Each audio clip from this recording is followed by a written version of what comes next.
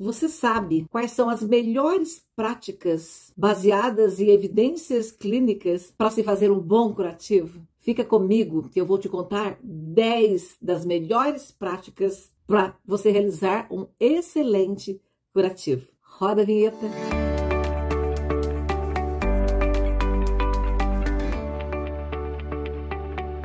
Seja muito bem-vindo, seja muito bem-vinda a mais um programa Cicatrização. Eu sou a Rivanda Toledo, eu sou enfermeira estomoterapeuta. Eu trabalho com feridas há mais de 20 anos como especialista, mas há mais de 30 como enfermeira. Esse é mais um episódio para que a gente consiga, trocar experiências e eu passar informações super necessárias para que você consiga atingir sucesso quando você realiza um curativo. Porque para que a gente possa obter um bom resultado, nós temos que adquirir conhecimentos, nós temos que ir atrás de conhecimentos, embasados em evidências clínicas, para que a gente possa ter sucesso nos curativos. Então, hoje o tema nosso vai ser sobre as melhores práticas para a realização de um curativo. Eu vou falar para vocês 10 melhores práticas, tá? Nós sabemos, gente, que cuidar de uma ferida exige conhecimentos. Não podemos utilizar de conhecimentos empíricos sem nenhum embasamento científico. Já basta os pacientes, que usam tratar feridas, tratam as lesões sem nenhum embasamento científico. Porém, eles são os pacientes, eles são leigos, Infelizmente, nós já temos isso na nossa cultura, que os pacientes só procuram ajuda quando a ferida já se tornou crônica, E daí fica muito mais difícil, o nosso trabalho fica muito mais difícil. Então, é importantíssimo que nós, à medida que a gente atender já uma ferida crônica, que o paciente nos procurou num estágio mais avançado de cronicidade, que a gente oriente esse paciente que da próxima lesão, é verdade isso, da próxima lesão, ele já não detone tanto o processo de cicatrização, e possa, para que ele não cronifique a lesão quando procurar o serviço. Então, nós vamos cuidar e vamos educar o paciente para que da próxima lesão que acontecer, quem que não sofre diversas lesões ao longo da vida? Eu mesmo já estou com ferimento no dedo, Eu sofri um trauma, uma queda e feri meu dedo. E um dia desse também, prendi meu dedo na porta, cortei, depois houve esse trauma. Então, assim, todos os dias a gente está deparando com possibilidades de traumatizar a pele. Isso é muito importante, que a gente aprenda esses conhecimentos científicos. E nós não podemos, porque isso acontece, gente, não tem como fugir. Isso faz parte da cultura popular. Dos pacientes usarem de qualquer artifício, de qualquer coisa que a comadre falou, que o compadre falou, que o irmão falou, que a mãe, o pai, a avó, que é bom para a ferida. Só que nós sabemos que para aquela ferida pode não ser boa, que os pacientes respondem de formas diferentes de acordo com cada tratamento, tá bom? Então, quais são as melhores práticas? Eu vou listar uma a uma. Conhecer o paciente, isso para nós profissionais, Conhecer o paciente, tá? Nós não temos que olhar aquilo que está ao nosso redor, aquilo que nós temos disponíveis, os produtos disponíveis para saber o que nós vamos usar. Nós vamos conhecer, conversar com o paciente. Então, é importante que você saia da sala de curativo. Não dá para atender mais pacientes direto na sala de curativo. Você tem que sair da sala de curativo. Você tem que sentar com o paciente e conversar para que ele passe para você todas as informações necessárias para que você feche um diagnóstico da etiologia daquela lesão e do melhor plano terapêutico para você tratar aquela lesão.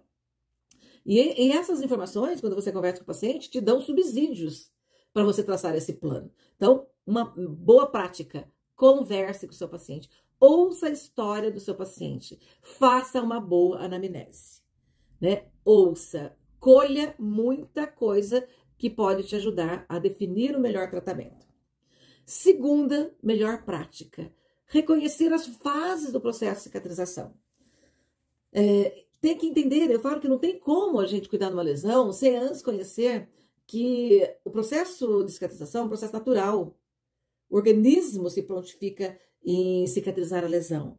O que acontece são os fatores que interferem nesse processo natural. É aí que nós precisamos reconhecer os fatores e eliminá-los, os fatores prejudiciais, e incorporar no tratamento, né, local sistêmico, os fatores benéficos para a evolução do processo de cicatrização. Terceira melhor prática: garantir o microclima da ferida. O que significa esse microclima? Né? É um termo bastante usado ultimamente.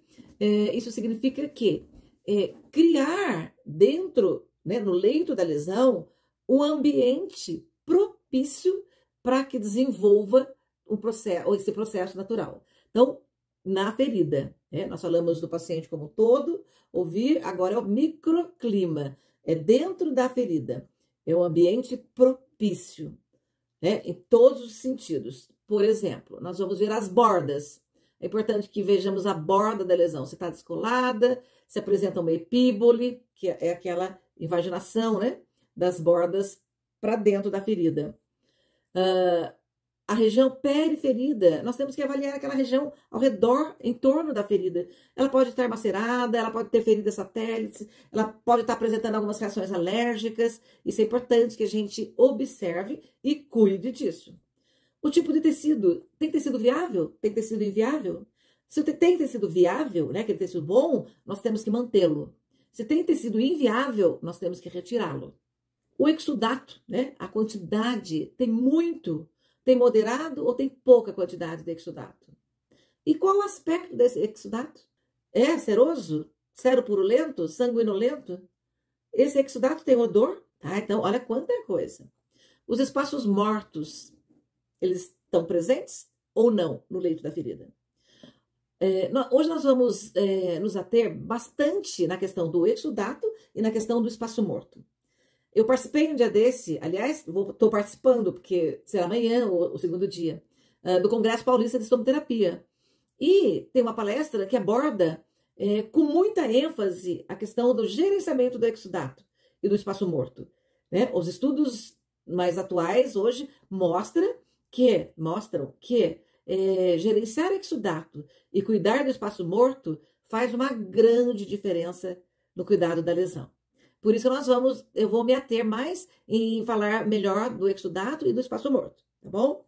Mas nós estamos falando do microclima da lesão, né? Nós temos que garantir um bom microclima para a lesão evoluir.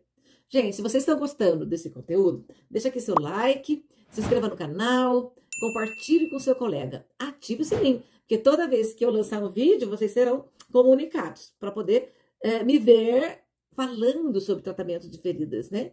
Ou melhor, me ouvir falando sobre tratamento de feridas, porque eu quero transmitir essa informação. É necessário que a gente passe para o colega as informações que a gente aprendeu ao longo do tempo, que a gente se atualiza participando de congressos.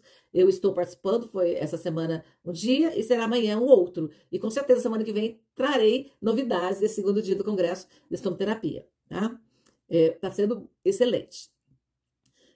Então, vamos lá. Gerenciamento do exudato. Como eu falei que é importante, que os estudos mais atuais estão voltados para o gerenciamento do exudato. Nós sabemos que o exudato é aquele líquido que sai da ferida, né? Umas feridas têm mais quantidade, outras feridas têm menos quantidade, mas tem presença de exudato.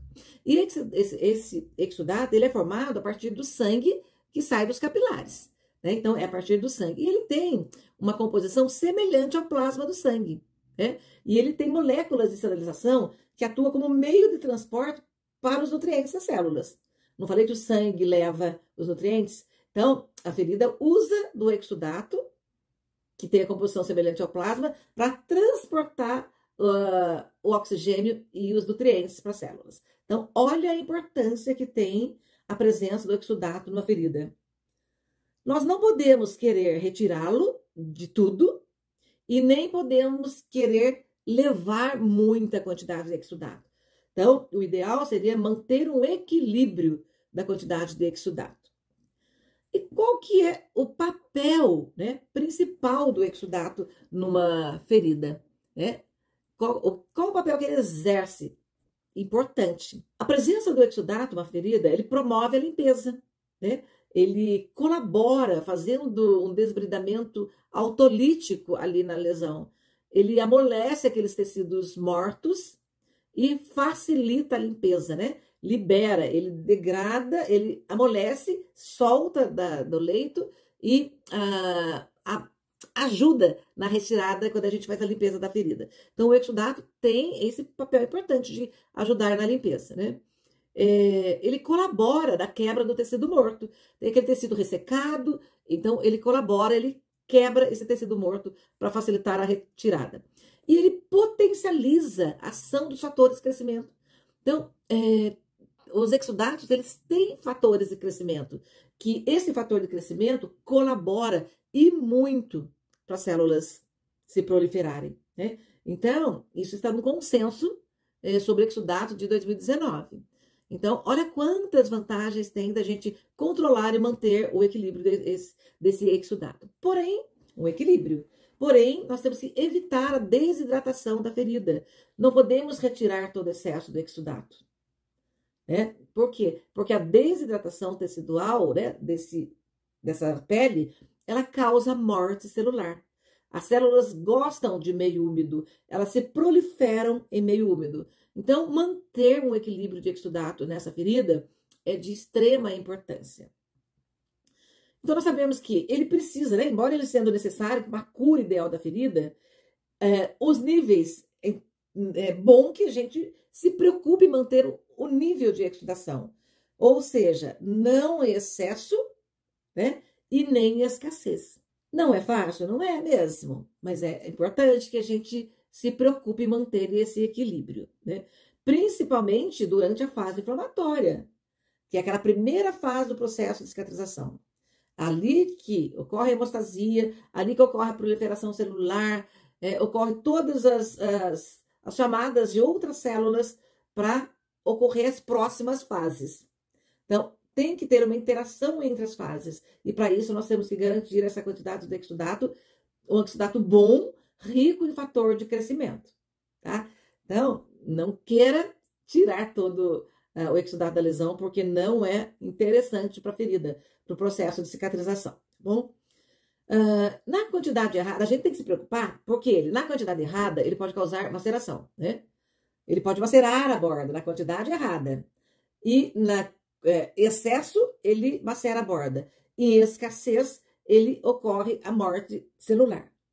Na composição errada, né, o excesso, por exemplo, de matriz de metaloproteases. Que nome diferente é esse, Ivana? Que nome estranho que é esse? Essa matriz de metaloproteases, elas são enzimas que elas precisam estar presentes no meio para ocorrer o processo natural, mas em quantidade equilibrada. Em grande quantidade, né, que ela fica junto com o exudato, ela degenera o tecido viável. Então, ela prejudica a formação do novo tecido. Então, nós precisamos controlar o exudato para que a gente controle a presença dessa enzima metaloprotease. E no lugar errado, né? No lugar errado, que ele está na região periferida. A gente não quer ele no periferida, a gente quer o exudato dentro da ferida. Ali que ele tem que permanecer, tá bom? Em equilíbrio. E como que eu faço? Então, como que eu seleciono uma cobertura para gerenciar exudato? Já que você está falando tanto, Ivana, como que eu seleciono? Existem as coberturas que têm as características que atendem a essa necessidade de absorver o excesso de exudato. Porém, essas coberturas absorventes, elas têm que ter uma tecnologia de absorção vertical. Absorva verticalmente o exudato da ferida, né? E não deixe ele extravasar na lateral da borda da ferida. E tem que ter a característica de reter o exudato na cobertura, mesmo sob pressão. O que significa isso? Por exemplo, se você coloca uma ferida extremamente exudativa, normalmente as lesões de etiologias venosas são extremamente exudativas. Se você coloca uma terapia compressiva junto, né, você vai apertar, vai pôr o curativo em contato com a lesão e vai usar uma terapia compressiva. Então, essa cobertura, ela não pode, sob pressão, eliminar o exudato de dentro. Ela tem que segurar o exudato na cobertura, né? Faz a absorção vertical e segura o exudato aqui, o excesso, só o excesso. Ele não pode absorver todo o exudato. Ele tem que manter o equilíbrio do exudato ali naquela região da ferida. Então, esta é uma das características principal para tratar uma ferida com alta exudação. Então, essa é uma característica de uma cobertura boa, tá bom? O que mais? Observar de forma vertical, manter o excesso de umidade longe do leito da ferida, né? Que eu já falei. Se conformar ao leito da ferida, sendo assim, vai gerenciar a quantidade. O que significa isso? Essa cobertura, ela, quando você coloca no leito da ferida, ela tem que se conformar, né? Ela tem que pegar a forma do leito da ferida, tá? Ela tem que fazer o desenho do leito da ferida. Então, é uma cobertura que você coloca e ela pega a forma, tá? Tanto de elevações como de espaços mortos. Então, ela se conforma ao leito da ferida, ok?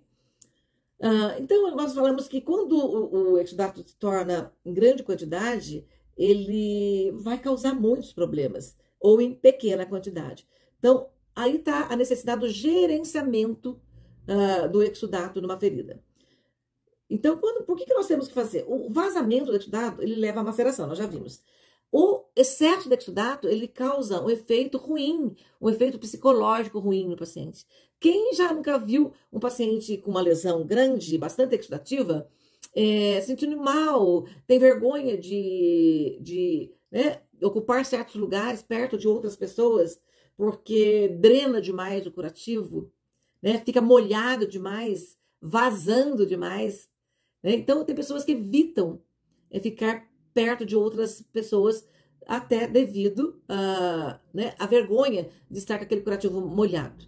Então, o efeito psicológico é muito ruim do exudato. Isso causa, então, o isolamento social por parte do paciente. Por isso que nós temos cada vez mais nos preocupar de colocar uma cobertura legal para que gerencie esse exudato. Desconforto, né? Muitas vezes o próprio paciente fica desconfortável, até porque uma grande quantidade de exudato corre o risco de ter um odor, né? E dor, né? E dor. Porque quanto mais complexa e crônica for a ferida, maiores as possibilidades de ter odor e dor, né? A infecção, uma grande quantidade de exudato propicia, né, o surgimento de infecção e de biofilmes. Nós sabemos que infecção é inimigo número 1 da cicatrização e o biofilme também, né, acompanha a infecção, porque são células que formaram em colônias de diversos tipos de bactérias e ali se protege por uma camada, uma película de polissacarídeos, difícil de ser eliminada, porém possível, né? Não vai ser nosso assunto de hoje, mas o excesso de umidade propicia a infecção e a formação de biofilme. Por isso que é importante o gerenciamento dessa excesso de exudato. A necessidade de trocas frequentes, quanto mais exudato, mais a necessidade de trocas frequentes. Isso não é legal, isso a gente mexe no microclima da ferida, a gente mexe com o bolso do paciente, com os custos do serviço, né, com o tempo de serviço de profissional, então não é legal. Então os custos de manter uma ferida de alta exudação é grande, né? Então não é interessante a gente manter uma ferida com alta exudação. O aumento do tamanho da ferida, nós sabemos que quanto maior a quantidade de exudato, maior a possibilidade de maceração e maior a chance de aumentar a ferida, né? Que essa maceração torna-se a pele periferida frágil, muito friável a romper essa pele ao redor e aumentar a ferida. E, com certeza, um atraso na cicatrização. E a gente vê, infelizmente, como as pessoas não têm muito essa noção do gerenciamento do exudato, né? Coloca a pomada, leva umidade, ferida que já tem bastante umidade, né? Ou retira a pouca umidade que tem na ferida, usando curativos absorventes em lesões que não querem, não precisam usar a absorção. Então, esse bom senso da quantidade do exudato faz parte da melhor prática do cuidado de feridas. E o gerenciamento do espaço morto, Ivana, que é esse espaço morto, né? Tão importante. Na verdade, a gente sempre ouviu, né? Eu, por exemplo, sempre ouvi falar espaço morto e tratava espaço morto. Só que os estudos atuais, né? Eu falei que eu já vi isso no congresso agora, que os estudos estão dando muita ênfase ao cuidado também do espaço morto. E isso tem ajudado a evolução do processo de cicatrização e muito. Por isso que é importante voltar a esse olhar clínico, né, para a presença do espaço morto e a necessidade de tratar esse espaço morto para que evolua o processo de cicatrização. Então, para você cuidar do espaço morto, o que você tem que fazer? Como que eu cuido do espaço morto? Você está falando, mas como é que eu cuido do espaço morto? Você vai avaliar a topografia do leito. O que é isso? Né? Aquelas elevações, aquelas depressões. Então, a topografia do leito, você vai avaliar. A presença, o espaço morto, aquela presença, geralmente, da depressão, daquela baixada, né? Daquele laguinho que forma com excesso do exudato no leito da ferida. Aquilo é espaço morto, porque aquilo permite o acúmulo de exudato, e aonde tem muito exudato e permite o acúmulo, pode, obviamente, como eu falei, propiciar a presença de micro-organismos ali, né? Que nós sabemos que o exudato é rico em proteínas, e proteína é alimento para bactérias. Bactérias, os micro-organismos adoram uma proteína, adoram um exudato. Então, evitar. Né? Então, nós temos que ver o tipo de tecido, né? A presença de espaço morto, o descolamento de bordas, ver se não tem as bordas descoladas, a presença de túneis. Dá licença, gente, deixa eu tomar uma água.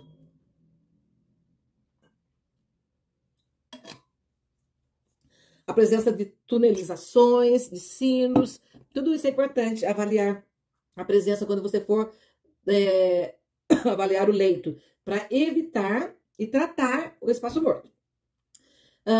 Então, a qualidade, né? Obviamente, a qualidade, cor e odor. A gente estando avaliando o exudato e a presença de espaço morto, com certeza, isso simultaneamente nós estamos tratando da ferida como um todo, né? A quantidade e o espaço morto junto. Eu estou falando separado para ser mais didática, mas é sempre simultaneamente que a gente avalia isso, né? A qualidade, a cor e odor do exudato, o tempo da ferida, quanto mais crônica, quanto mais prejudicada for essa ferida, mais aumenta a chance da possibilidade de aquisição do espaço morto, né? Infecção, então tem que avaliar a infecção, e avaliar a colonização crítica, não só a presença da infecção, nós sabemos que tem a colonização crítica, que é o número aumentado de micro-organismo. Pode não ter infecção, mas tem uma colonização crítica. Já tem uma alteração da característica do leito da ferida, né? Como escurecimento, odor, não tem mais aquela carinha vermelho viva, brilhante, que é o que a gente espera para um processo natural de cicatrização. A borda da ferida e a região peri-lesão, né? Tudo isso em função do exudato do espaço morto. E a etiologia da lesão tem que ser definida, né? A etiologia da lesão. Para a gente cuidar bem da lesão como um todo, do exudato e do espaço morto, nós temos que saber a etiologia da lesão. Um exemplo, uma ferida venosa é uma ferida que tem, né, as bordas irregulares e uma grande quantidade de exudato. Porque nós sabemos que ocorre um extravasamento do líquido de dentro do vaso, tá, para o espaço intersticial. Então, esse extravasamento de líquido é o próprio exudato que sai pela pele também, principalmente quando a gente faz uma compressão, né? Que essa é a ideia da liberação do exudato para eliminar o edema. E qual é o objetivo de avaliar o espaço morto, Rivanda? Você fala tanto. Fornecer um ambiente úmido ideal para a cicatrização. O espaço morto, quando ele tem presença de espaço morto, quando ele tem, né, esse espaço morto lá, o exudato fica acumulado, ele forma pocinhas. Então, por isso que você tem que gerenciar, para que você elimine o exudato e cuide desse espaço morto para eliminar o espaço morto, né? Porque daí você reduz o acúmulo de exudato. Você reduz. Você tratando o espaço morto, você reduz aquela quantidade de exudato. E diminui o risco de desenvolvimento de infecção e do desenvolvimento de biofilmes. Então, quanto menos espaço morto tiver, menor é a chance de uma quantidade exagerada de exudato e um controle melhor da infecção e do biofilme, né?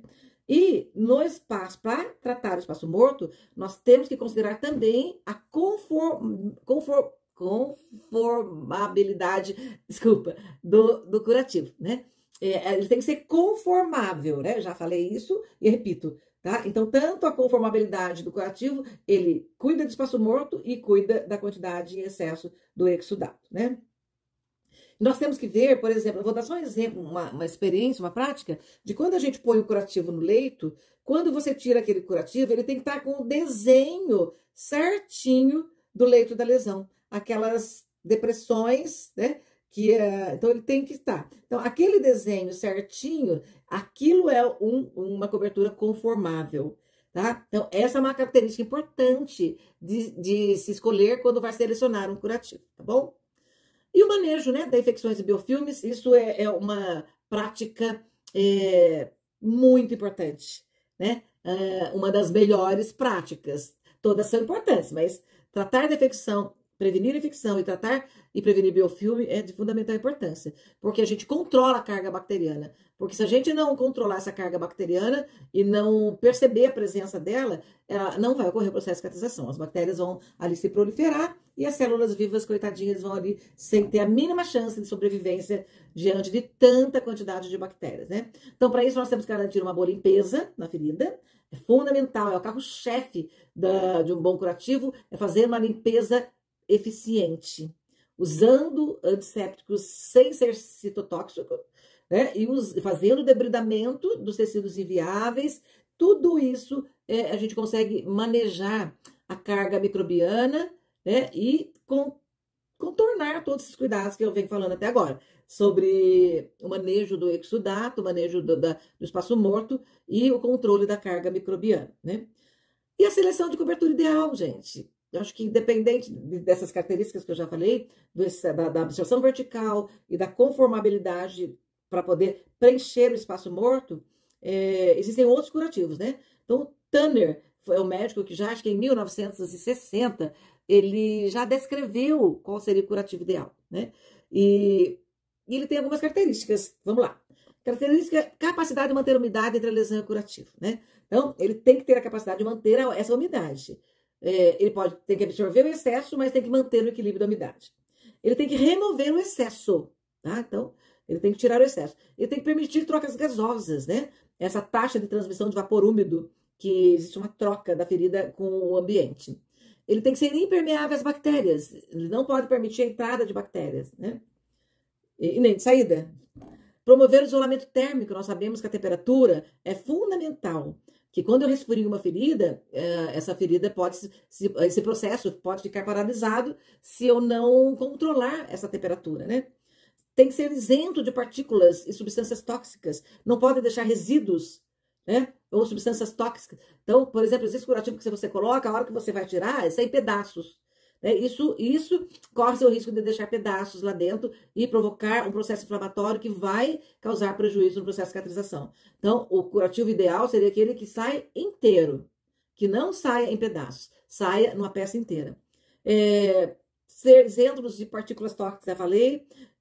Confortável e conformável. Confortável para que ele não atrapalhe a mobilidade do paciente. A mobilidade do paciente é tão importante quanto todas as outras coisas que nós falamos aqui. O paciente, quanto mais ele conseguir movimentar as articulações, é melhor. Então, ele tem que ser confortável a ponto dele permitir movimentação do paciente, né? E tem que ser conformável, como nós já falamos, né? Pegar a forma da ferida, tá bom? Ele tem que diminuir a dor, obviamente, né? Ele não pode propiciar dor. Dor é um dos nossos objetivos, eliminar quando a gente cuida de uma ferida. Ele tem que ter uma baixa frequência de troca. Então, o curativo, quanto mais dias ficar na ferida, melhor. Né? Ele propicia todo o controle melhor.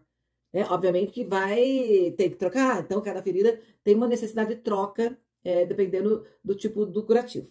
E o custo-benefício, né? Obviamente, a gente tem que pesar muito. Não adianta você onerar um serviço com curativos caríssimos. Eu acho que muitas vezes você nem consegue, acaba tendo, depois você não tem mais. Hora você tem, hora você não tem. Então, nós temos que garantir. E também não dá para ficar com pouca coisa, né? Ficar só querendo ganhar às custas do programa que ninguém vai investir.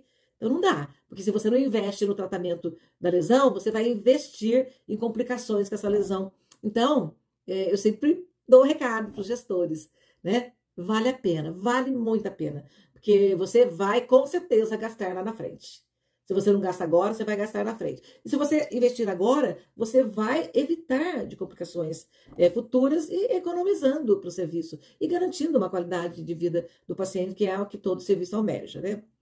Garantir as reavaliações, né? Essa é uma outra prática que nós temos que ter, é a 8ª prática, garantir as reavaliações. É muito importante, não adianta você prescrever um curativo, colocar um curativo naquela lesão e bye, né? Nunca mais se vê o paciente, não adianta nada. Então, a gente tem que garantir essas reavaliações, porque uma vez que a gente tem que ver se o curativo está fazendo efeito, nós temos que reavaliar se nós estamos atingindo o objetivo planejado, né? Se o plano terapêutico para aquele paciente está sendo atingido as metas, estão sendo atingidas as metas. Isso é importantíssimo que a gente veja, né? Por exemplo, se você atende um serviço que tenha muita gente, por exemplo, o serviço público, priorize então alguns pacientes. Não dá para você querer abraçar o mundo e fazer mais ou menos. Priorize os pacientes que têm maior riscos. Os pacientes diabéticos, por exemplo. Então, eu acho que... Mas faça uma coisa bem feita. Garanta um processo de cicatrização com começo, meio e fim. Isso é muito interessante. Dar alta para o paciente é uma das melhores sensações que nós que cuidamos de feridas temos. Dar a alta, o paciente sai feliz, realizado, e a gente também. Ficamos felizes e realizados. E como é bom receber de volta um agradecimento, um sorriso, né, de agradecimento. Isso fora as palavras que ele fala para a gente. Vale a pena. Acho que vale a pena a gente investir para a gente ver o resultado final. E, como 9ª, o registro das observações, né? Então, a gente tem que registrar, gente. Tudo que não é registrado, as palavras o vento leva. Agora, a escrita permanece. Então, nós temos que registrar tudo. Pode ser em prontuário eletrônico, pode ser em prontuário físico, pode ser numa ficha. Quanto mais nós registrarmos a avaliação, fizemos de uma forma holística do paciente, melhor. Então, registro a história continua. Você tendo registro, você tem continuidade na sua história com o paciente. Senão, você não vai lembrar nunca. Você não tem cabeça para isso, né? Sem contar com a qualidade do seu serviço com registros garantidos, fica muito melhor. E a 10ª prática, né? A melhor prática, que eu fiquei de citar as 10, é envolver o paciente e seus familiares. Nós não podemos salvar o mundo querendo realizar transformações, obter o resultado tão esperado, que é a cicatrização, sem envolver pacientes e seus familiares. Tá bom? Sempre vale a pena. E outra, não subestime a capacidade do paciente em aprender a se autocuidar e nem subestime a capacidade da família cuidar do paciente. Isso é possível e isso só tem vantagens. Você forma multiplicadores para levar os conceitos mais acertados, né? Os conceitos científicos, você consegue passar isso para ele. E ele é muito grato quando você consegue conversar isso com ele. Gente, muito obrigada, então, por acompanhar, né? Me acompanhar até aqui. Mais esse episódio do programa Cicatrização. Se você gostou desse conteúdo, deixa aqui seu like, se inscreva no canal e ative as notificações, porque uma vez ativada, você sempre será avisado dos próximos vídeos, dos próximos episódios do programa Cicatrização, ok? E compartilhe com o seu colega, isso é muito importante. E deixa aqui nos comentários, né? Gostaria muito de ver comentários de vocês sobre mais esse episódio do Cicatrização. E os conteúdos vão estar disponíveis aqui nos meus canais do YouTube, do Instagram e do Facebook, tá? Que você vai encontrar na descrição desse vídeo. Gente, tchau, muito obrigado pela atenção e até o próximo vídeo.